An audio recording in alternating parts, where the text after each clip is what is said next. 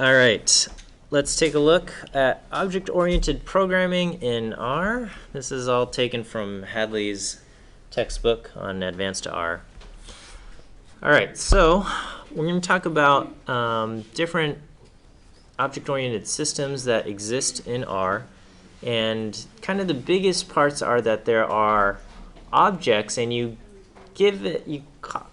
create something called a class of an object. And this just means that different objects of this class will all have the similar properties and behaviors and things like that.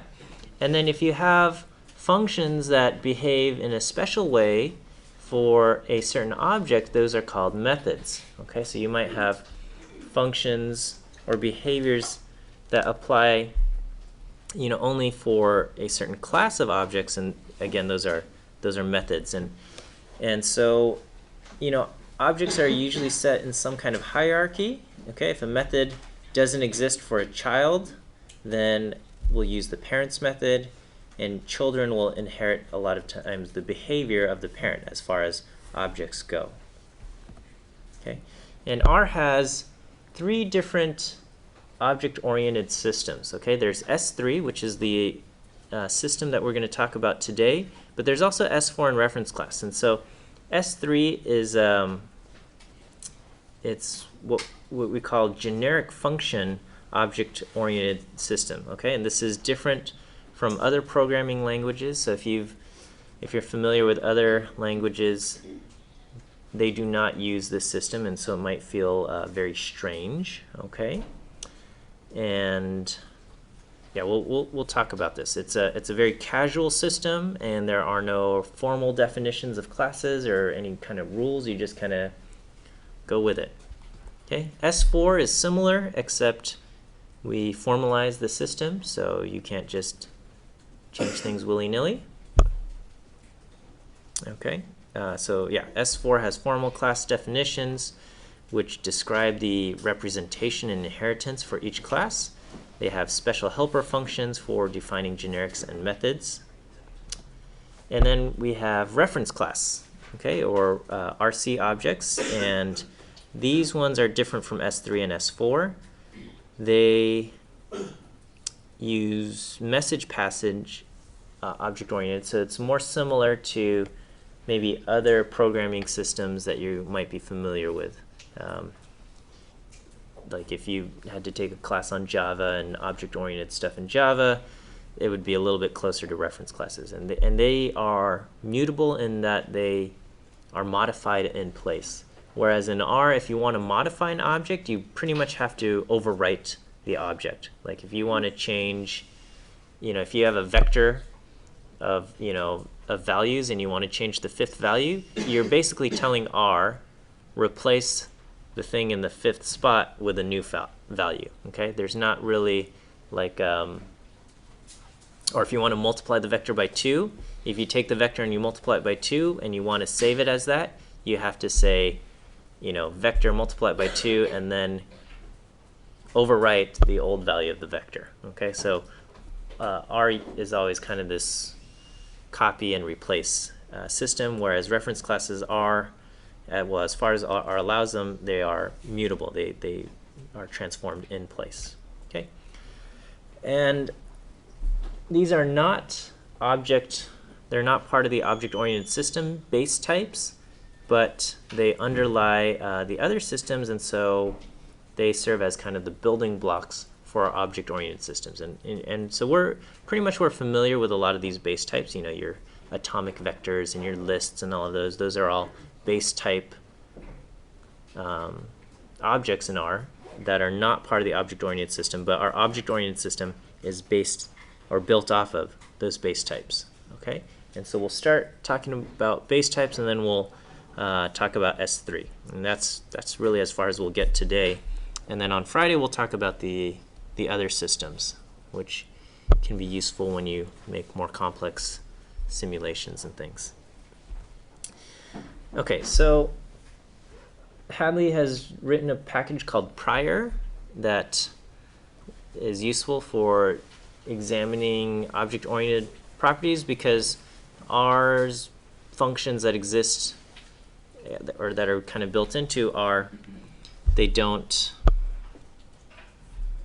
really give us a whole lot of detail about the object-oriented system. So if you want to install that packages prior and then load up that library, that could be helpful. Okay. If you want to follow along on your computer, you don't have to follow along on your computer.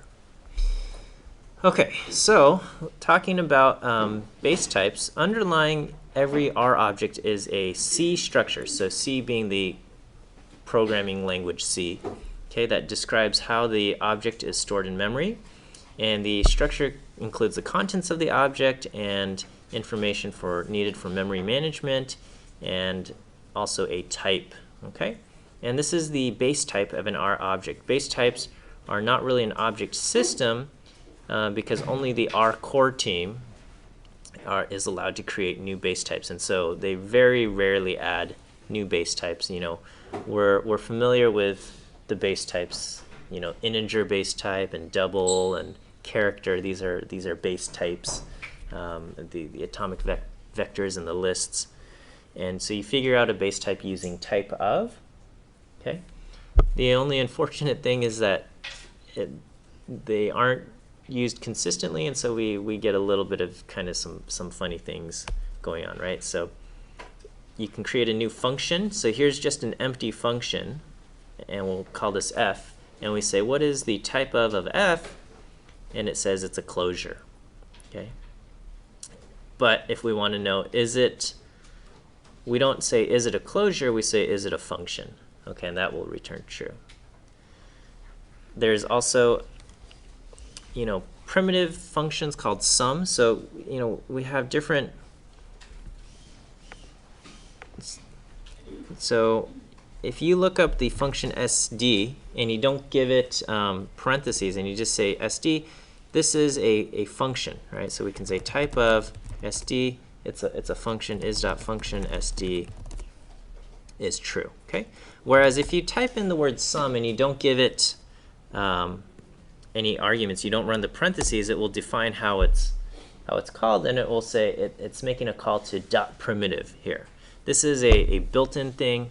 The code for sum is not written in R itself. It's written in C or Fortran or some other base language. And so when you ask for a sum in R, it's delving down into this primitive thing. So if we say, you know, what is the type of for sum, it's a built-in, and we don't say is it a built-in, we say is it a primitive for sum, and this will be true. Okay. And if I said is sum a function? I'm sorry, that is true. But if we say, you know, is standard deviation a primitive, it's not. Okay.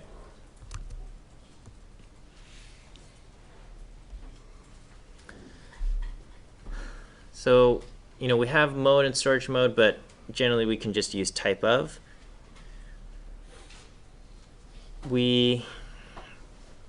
To see if it's kind of a base type, you can ask, is it an object? Okay, so is.object for SD, it will be false. Okay, is.object for sum, so these are false. So if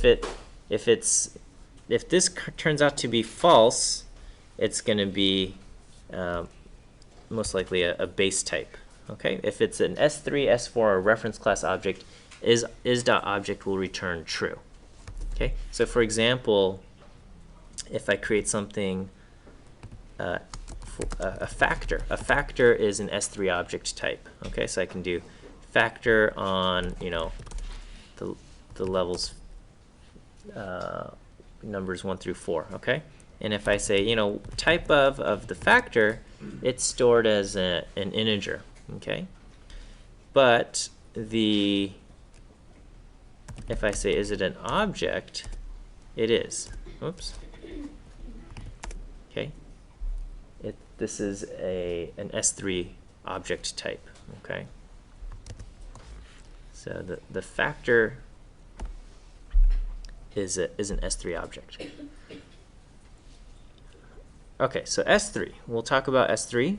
This is the first and simplest object-oriented system in R. It's the only system that's used in kind of the base stats base packages. And it's very informal, it's ad hoc, but it works. And it's very different from other object-oriented systems. We don't have a nice little function that tells you if something's an S3 object in the base thing. You have to kind of say, to figure out as if it's an S3 object, you'd have to say, is it an is.object, okay, is object for the factor is true. We can ask, is it S4? And that will say false. Okay, so if it's not S4 but it is an object, then this will be an S3 object. Okay, the other option is you load up the library prior, if I can spell library correctly, and then you have an inside prior you have a function called otype for object type, and you can say object type of FA, the factor, is S3, right? So we can ask, what's the class of factor, and it will say class is factor, meaning which this is a word that applies for our objects.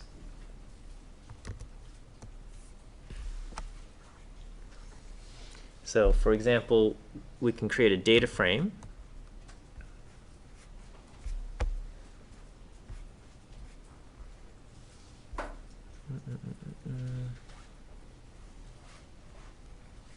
Sorry, just got lost here.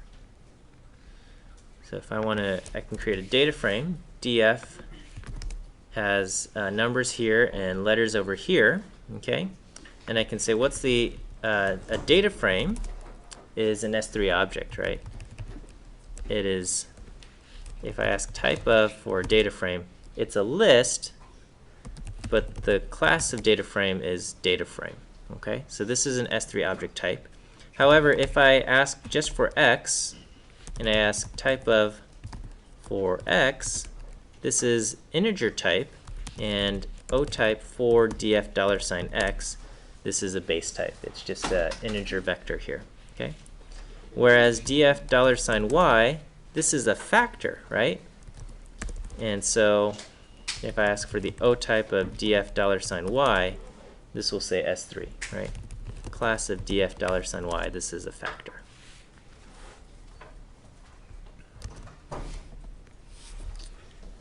Okay.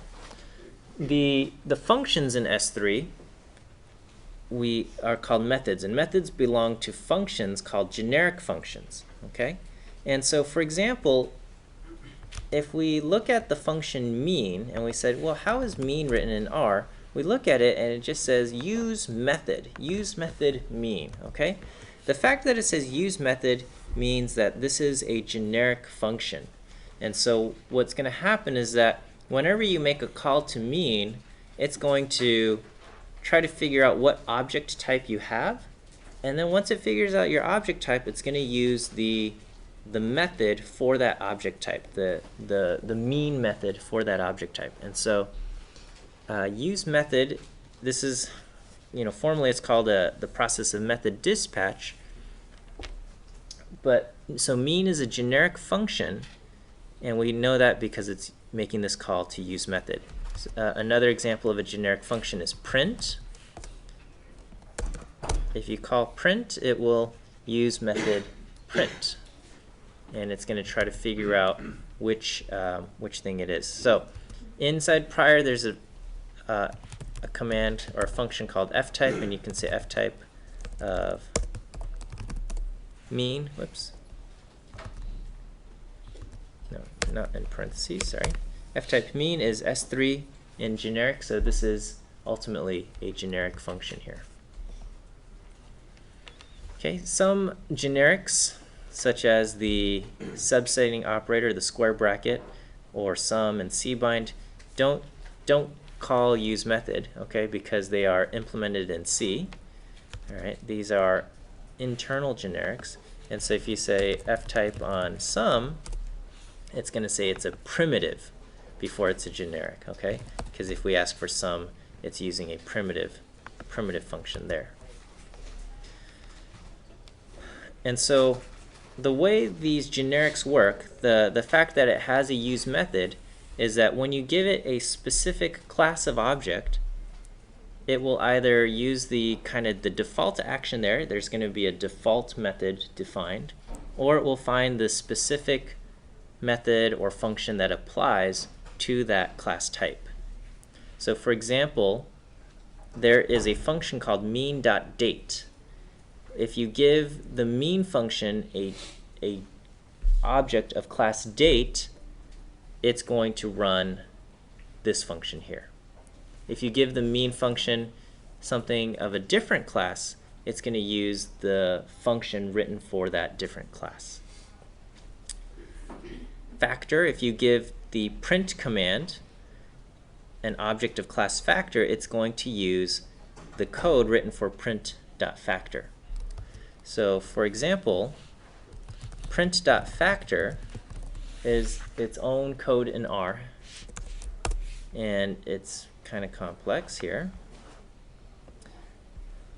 This is what's happening when you tell R to print out a factor. It tries to figure out what it does, and this is what tells it also to print out the fact that there are levels when you print out the factor, right? So when you ask for factor and it prints out 1, 2, 3, 4, and it says levels 1, 2, 3, 4, it's calling print.factor on FA. Okay, there is like a print.default, and if I call that on FA, it will not include the levels here. Okay, so what happens when you tell something print FA, it's when we ask for print, it's doing use method. So it recognizes that FA is a factor object, and so it calls the method for it, right? So if I say as.integer on FA, it's going to print it out as an integer, because what it's doing is it is turn the factor into an integer, and then when it calls print, because the default action in R is that whenever you just give it an object's name, it's going to print it out. So it's going to print this out as an integer. There's no longer something that says use the factor method to print this out.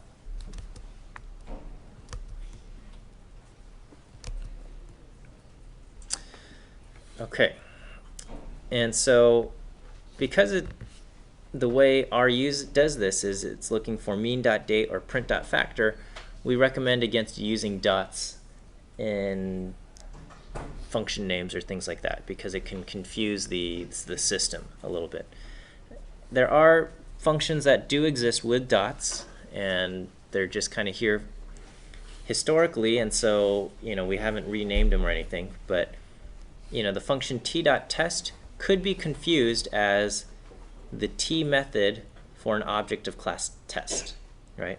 Or print.dataframe could be the print method for class data.frame, which is what it is, or there could be a print.data method for the class of frame.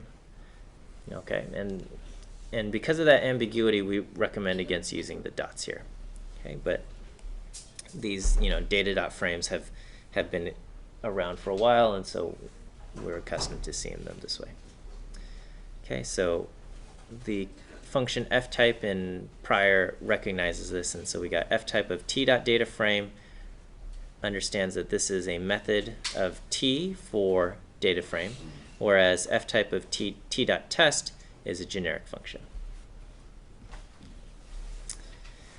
You can see the methods that belong to a certain function. So here, if I write methods that belong to mean, we have mean.date, we have mean.default. This is the default method when you call for mean. But then there's also mean of diff time, mean of these other things that exist as well. The function t-test also has different versions. We have the default t-test, but we have a t-test that is applied to an object of class formula. So if the thing that you give t-test is a formula, then it behaves a little bit different than t-test when you give it default objects. You can also list all the generics that have a method for a given class. So class TS for time series data have all of these special methods. Okay, we have its own print method, it has its own diff and aggregate methods and things like that. So for example, if I ask what are the methods associated with print, there are 197 different print methods. So if you have a linear model object, the way it prints out a linear model is going to look different than the way it prints out a factor or the way it prints out a date object or things like that. Okay, or you could see methods associated with class equal to LM, and we have, if you create a linear model object, so like from 101A, we have methods for summary, we have methods for print, we have different methods that apply to the linear model object.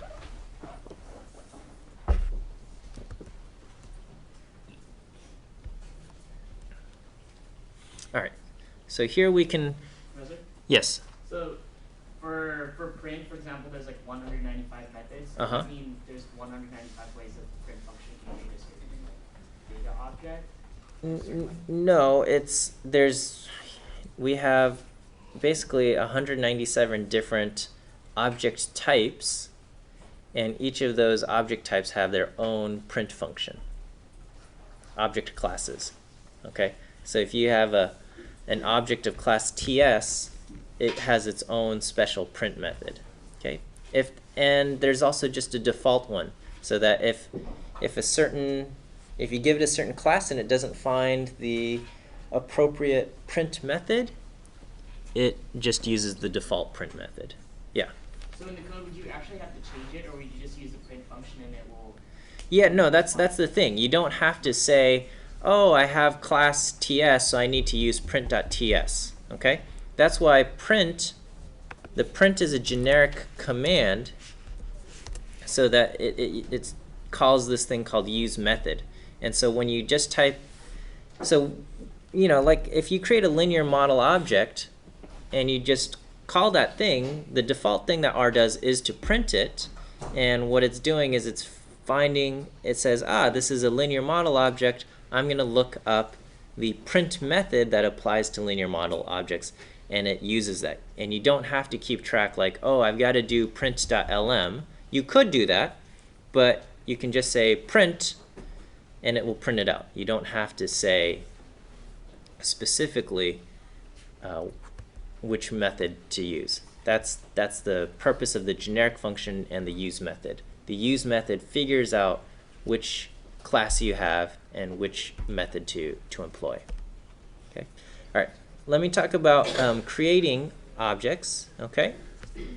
In classes, and so here we can just create a new class using the command structure. We just say foo is going to be a new object, and we just put the command structure around it. We just say foo is an empty list with class foo.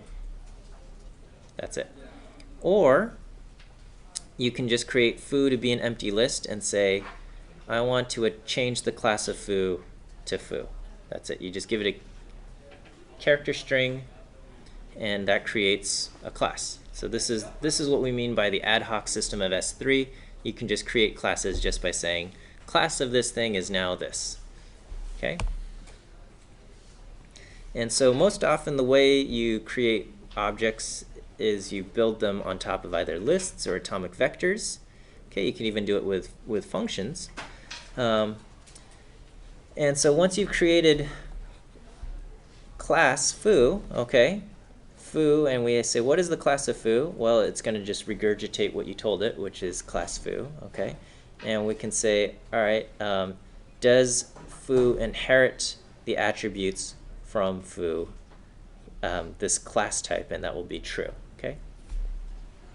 If there's a hierarchy, so let's say you have something called bar, and bar inherits from foo, then you can also set it up that way, okay? And so the class of an object itself could be a vector, meaning that if you look at something created by a GLM command, the GLM class its classes are GLM and LM, so that when you ask R to print out a GLM object, it's going to look for print.glm. But then if you ask for another command, say like run ANOVA on this, it's going to look for an ANOVA.glm. Okay? But if it doesn't find that, it's going to then go to ANOVA.lm, because because GLM is kind of like a more specific version of an LM, so if the thing can work for an LM, then we hope it'll work for a GLM. Okay? So this is what you can do. You can give it a vector. The class itself could be a vector of things. And we've kind of seen that with when you do dplyr and you create tibbles. Okay?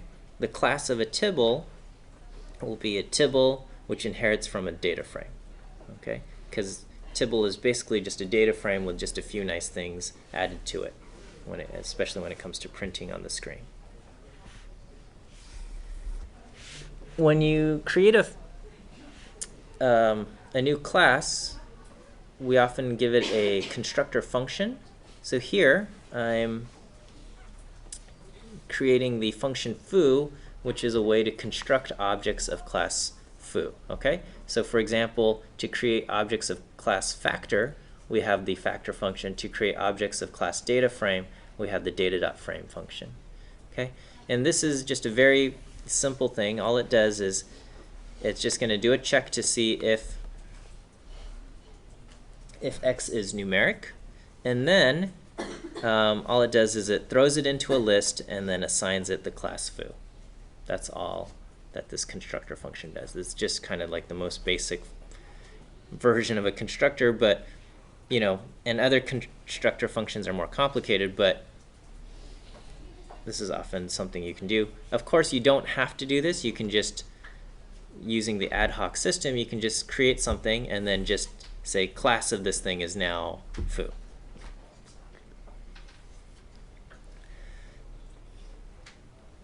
It says, apart from developer-supplied constructor functions, S3 has no checks for correctness. Okay, so here we check to see if it's numeric, but if we didn't do this, there's no check to make sure that it is correct. So here I'm going to create mod for model, and it's going to be a linear model where I'm trying to see if there's a relationship between the log of the mileage, gas mileage, is that related to the log of displacement, the engine size. Okay, and this is data.mtcar, so maybe I'll show you this.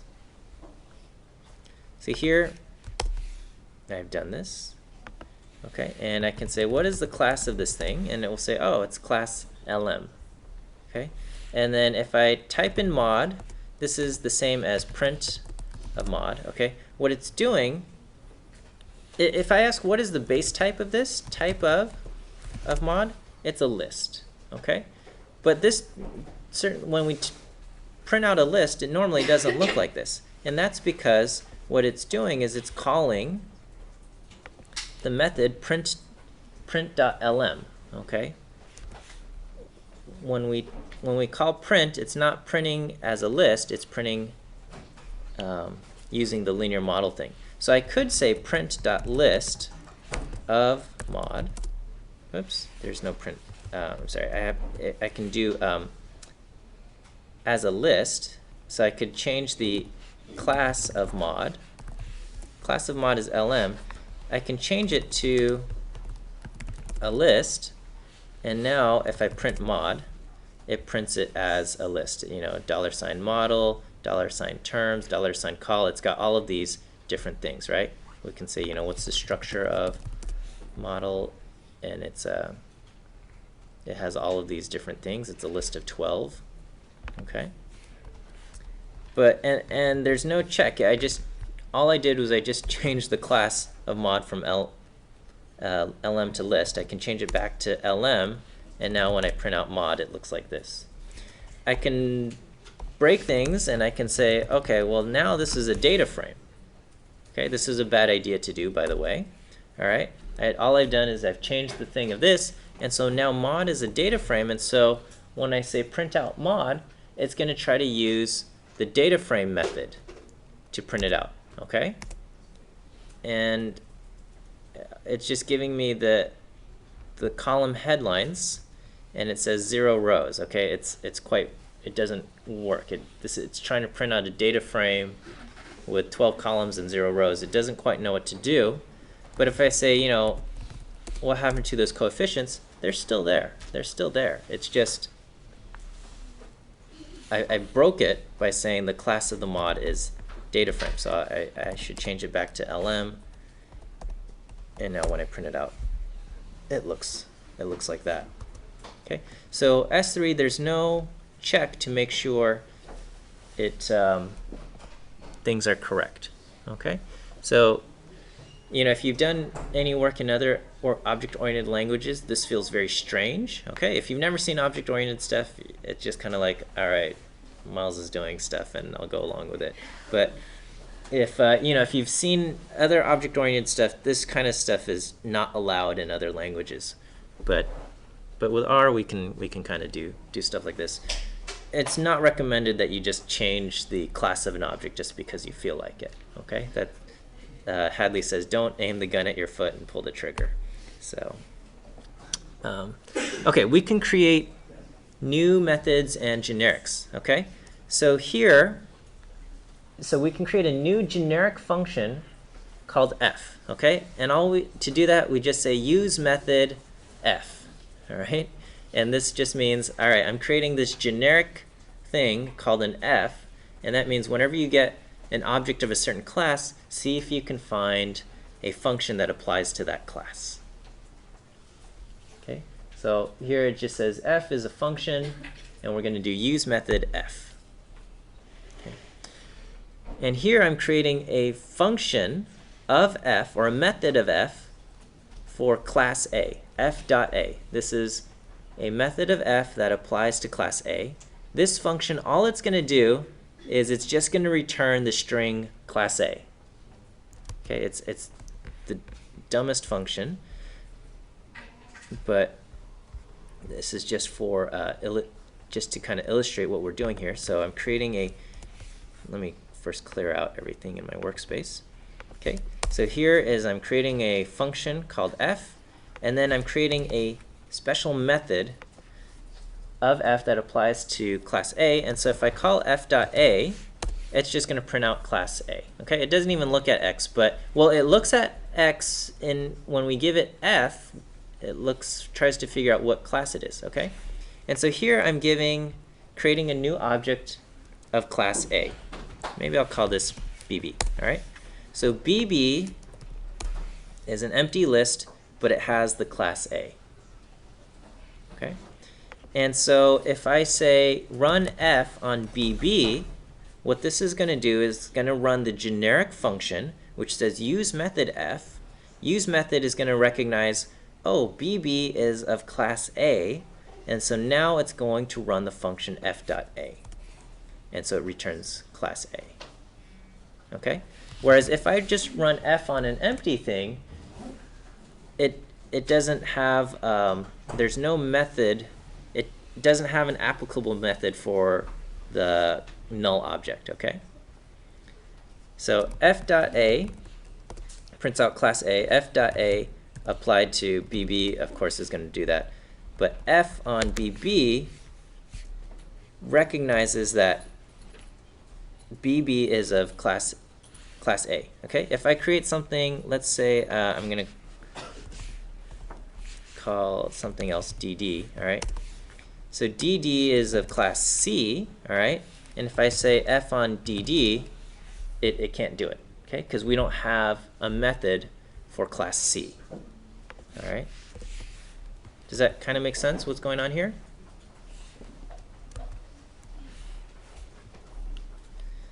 And then you can take existing functions, like the mean, okay? And you can say, I'm going to make a mean function for class A, okay? And so mean function of class A is going to just print back the letter A.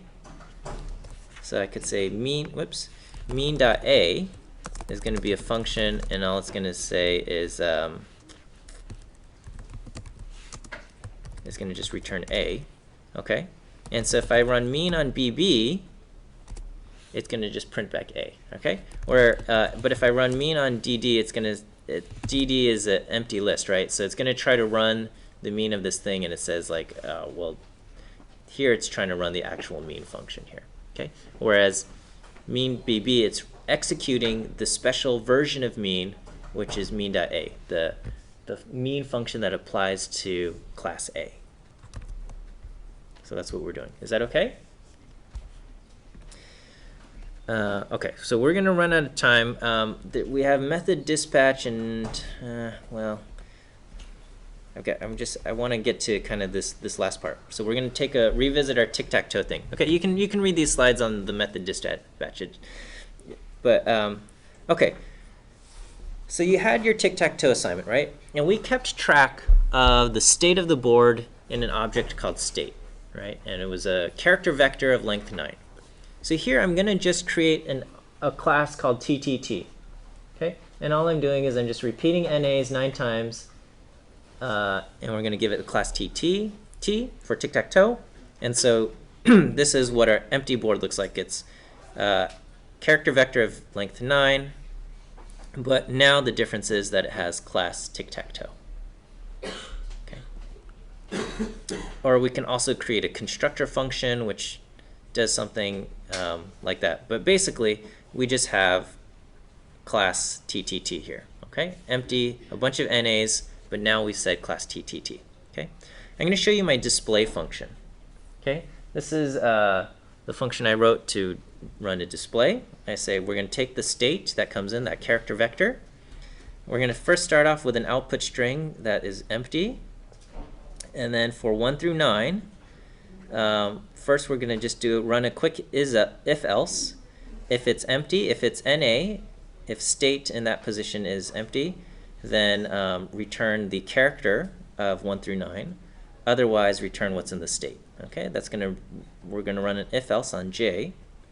And then if I is not divisible by 3, okay, so I mod 3 is not equal to 0, so then cat the output string with the J, whether that's the 1 or the 2 or an X or an O, with a vertical bar. If it is divisible by 3 and it's a 3 or a 6, then do a horizontal bar, or the dashes and the plus. And if it's anything else, which means it has to be the 9, then end the thing with a new line. Okay, and so that's the display function. And so if I did display on tic-tac-toe state or class new game, I get the empty board 1 through 9 here. Okay. What I can do now is I'm going to take the exact same code. I'm actually getting rid of the display function, and we're going to run. I'm just going to rename it. Instead of display, I'm going to call it print.ttt. This is now going to be the print method that applies to class TTT. Okay, it's the exact same code. And so now what this does is that anytime I make a call, anytime I type out something that has class TTT, the default thing is to print, and it's going to run this command, which is how I did it. And so here, new game, I don't have to type in display new game. I just say new game because ours default method is to print that out. And so instead of printing out, because before when you printed out new game, which is class TTT, it would print out the character vector of NAs and say class is TTT. This is kind of the default print method for stuff. Now, when I say new game, it prints out the board. And if I modified it and I say new game of 5 is now X, it's going to print this out. Okay, and so here we can have a very basic object-oriented system, and it was very simple to do. All I had to do was just say the class of this character vector is now TTT, and then all I had to do was rename my display function to print.ttt. Okay, and that way, whenever you say print new game, which is basically what this says, it's going to run the display function, which is designed for that object type. And that's it. Okay. Are there any questions on this? So this is kind of the most basic form of object-oriented systems, and you you have these methods that apply, and we'll take a look at some of the more complex ones, S4 and reference class on Friday there. Okay.